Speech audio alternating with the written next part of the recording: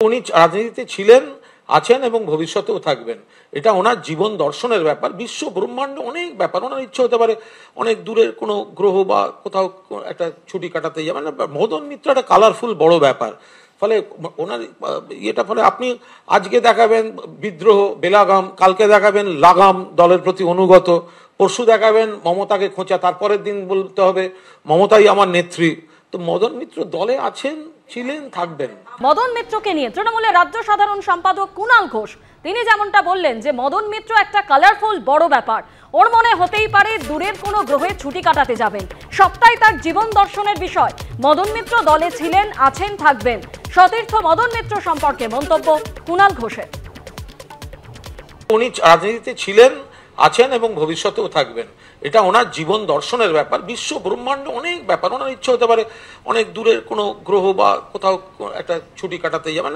মদন মিত্র একটা কালারফুল বড় ব্যাপার। আজ বিদ্রোহ বেলাগাম, কালকে লাগাম দলের প্রতি অনুগত, পরশু মমতাকে খোঁচা, তারপরের দিন বলতে হবে মমতাই আমার নেত্রী। তো মদন মিত্র দলে আছেন, ছিলেন, থাকবেন। মদন মিত্র আজ বলছেন তিনি হ্যালুসিনেশনে ভুগছেন।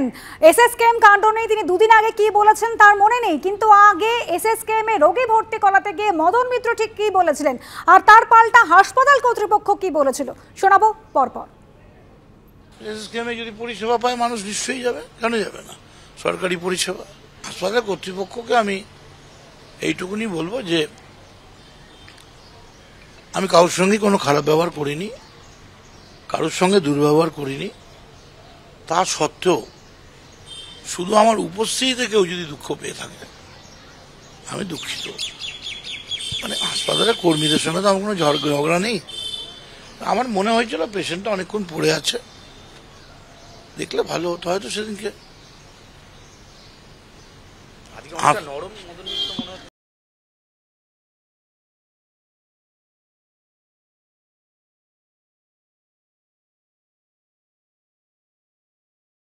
মেডিকেল অফিসারকে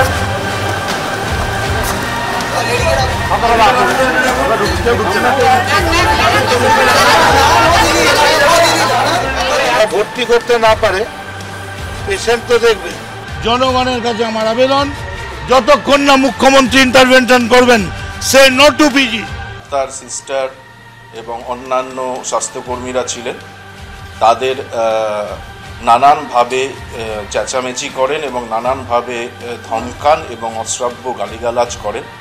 এই সমস্ত পেশেন্টকেই আমরা ভর্তি করতে পারবো এটা যেমন সত্যি নয়, তেমন ভর্তি করতে না পারলে আমাদের দালাল, আমরা নানান রকম 2 নম্বরির মধ্যে জড়িত, আমাদের ডাক্তার সিস্টার সবাই খারাপ, এটা সহ্য করার জায়গায় আমরা নেই। রাজ্য সরকার স্বাস্থ্যকর্মীদের সুরক্ষার ব্যাপারে জিরো টলারেন্স যে নীতি নিয়ে চলেন সেটা দর্থহীন ভাষায় মুখ্যমন্ত্রী ব্যক্ত করেছেন।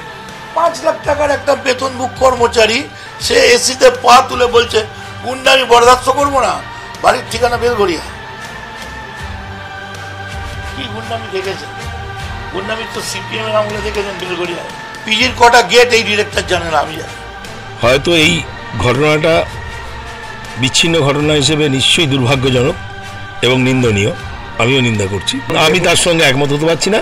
এসএসকেএম বাংলার মুখ, এসএসকেএম বাংলার 10 কোটি মানুষ 12 কোটি মানুষের লক্ষ্যবস্তু হচ্ছে এসএসকেএম। খুব বেশি হলে ছেড়ে দেবো, করবো না।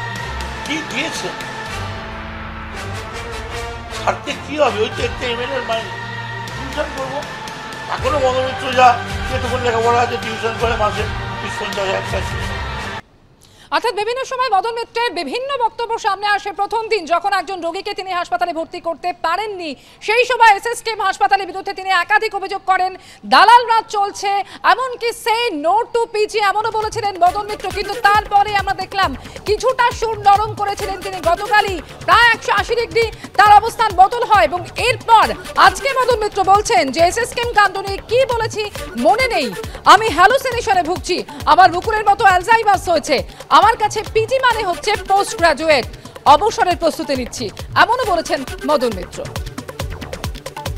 রাজনৈতিক সন্ন্যাস বলে উনি কাকে লক্ষ্য করলেন? মানে নিজেকে না পিসিকে? পিজির বদলে পিসিকে বললেন কিনা আমি বলতে পারবো না।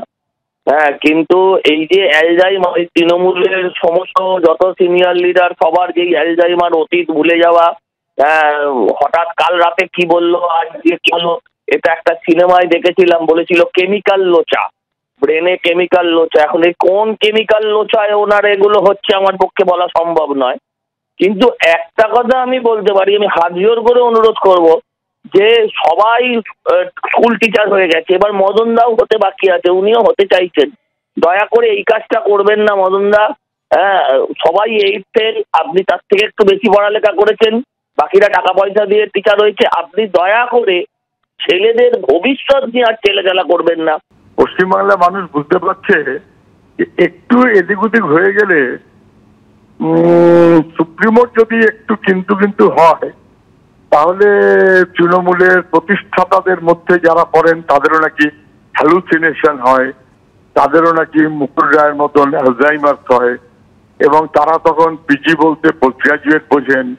ফলে তারা যা বলতে চান সেটা বলাটাকে বদলে দিতে হয়, বয়ান বদলাতে হয়, তারপরে ভয়ে ভয়ে থাকতে হয় বিপদে পড়লে আমি পড়লাম, আমার পরিবারের উপরে কোনো আক্রমণ হবে না তো।